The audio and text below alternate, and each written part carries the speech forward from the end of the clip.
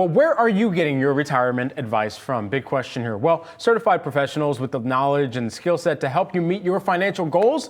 They're also facing a rising tide of FinTalk and Finstagram content. And then there's also the Department of Labor, which can send you a lifeline. The Biden administration announcing a new rule on Tuesday to protect millions of Americans' retirement savings by cracking down on bad retirement advice. Our next guest says that these rules will put more money in the pockets of workers and retirees. For more, I'm joined now by Ali Khawar, who is the U.S. Labor Department Principal Deputy Assistant Secretary for Employment Benefits Security. Let's dive into this a little bit more. Ali, thanks so much for taking the time. As you think about where this is really expected to make a dent and where this was stemming from, where are you seeing the proliferance of bad advice come forward? Is it social media? Is it some of the faulty financial advisors out there? Where is it?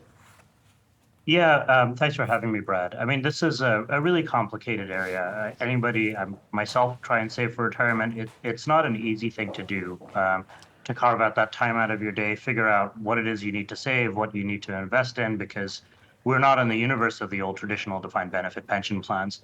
Now people have things like 401ks or IRAs. They need to make a lot of decisions, and it can be daunting. So one of the things that naturally people do and that we want to encourage is that they try and find a professional to help them figure out what the right answers are. The problem that we had is that until this rule came out, the standards that apply to that advice that you get meant that you could be promised up front that you would be taken care of, that your interests would be put first. But that wasn't, as a technical matter, the legal standard that applied. So you got the advice, you acted on the advice, and then if something went wrong, the advisors had the ability to not essentially be accountable, because they could say, well, I wasn't required to give you advice that was in your best interest as a legal matter. I may have said I was going to do that, but that doesn't really matter. And so what is the dollar figure? What type of delta is this expected to ultimately kind of provide for those who are saving for retirement, for those who are just financially planning? Yeah, so the White House's Council of Economic Advisors looked at this problem a few months ago, and what they found is that just looking at one particular kind of financial product called a fixed indexed annuity, that could cost investors up to $5 billion a year.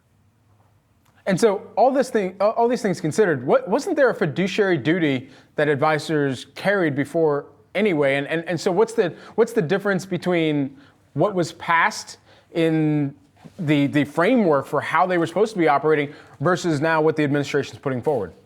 Yeah, so it gets a bit complicated, and that's exactly part of the problem that we're trying to solve. So we are one of the primary regulators in this area, but depending on what kind of financial product you're getting advice about, there may be any number of other regulators. The SEC a few years ago took some major steps in this direction.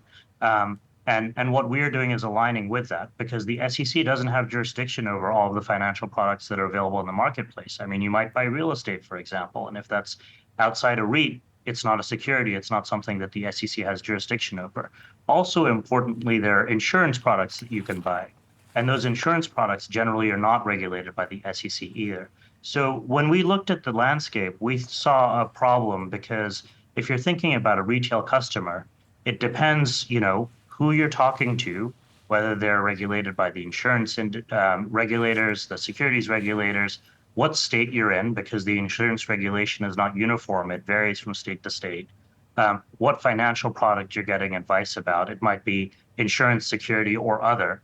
And what we've done is essentially establish a level playing field. So consumers don't have to suddenly gain this expertise, not just in figuring out how to save for retirement, but in what the regulatory regime is and what legal standards apply, because they're actually pretty different prior to this rule. What would the administration be advising Americans who are trying to figure out whether or not they have a good or a bad financial advisor, and what's kind of that barometer that they should use as kind of a rule of thumb? So I think one very easy thing to do is ask your advisor whether they are acting as a fiduciary, and get that in writing. Get that in writing, and then do what with that? So being a fiduciary it's a legal term of art, and that carries certain obligations with it. And if someone is willing to make that commitment to you, that means that they're putting your best interests first. It means that they're looking out for your interests when they're making recommendations. It means that the recommendations they're going to make are going to be reasonable, that they're not overcharging you, that they're not lying to you. All of those kinds of things are the consequences of someone saying that they're a fiduciary. But for your average consumer, again, I mean, part of what we're trying to do is simplify this very complicated process for people. So if they just get that commitment in writing, there are untold positive impacts of that. And, as we're just sitting here talking about the employee benefits and also with the goal of retirement, from the administration's purview, how have you viewed the moving of perhaps the goal line for retirement? Where does that actually sit right now? Yeah, I think for a lot of people, retirement is within reach. They've managed to save a lot through their workplace retirement plans or otherwise. What we have been doing over a number of years, and there was a piece of legislation passed recently that is going to make another step in this direction, is to make sure that retirement savings opportunities through workplace plans are available as broadly as possible. So going forward, in about a year, all new workplace plans are going to require what's called automatic enrollment. Again, I mean, one of the points I've made a couple of times is that this is very complicated. And what happens sometimes with complicated concepts is it becomes easier to think about it tomorrow and not today. Unfortunately, time isn't on your side when you're planning for your retirement. And the earlier you start saving, the better off you'll be. And so one really important initiative is to make sure that things like 401ks are available to as many Americans as possible. Right now, that's just not the case, and we're hoping to make significant strides in that direction. Ali Khawar, who is the Principal Deputy Assistant Secretary for Employee Benefits Security. Thanks so much for taking the time here with us today. Thanks, Brad.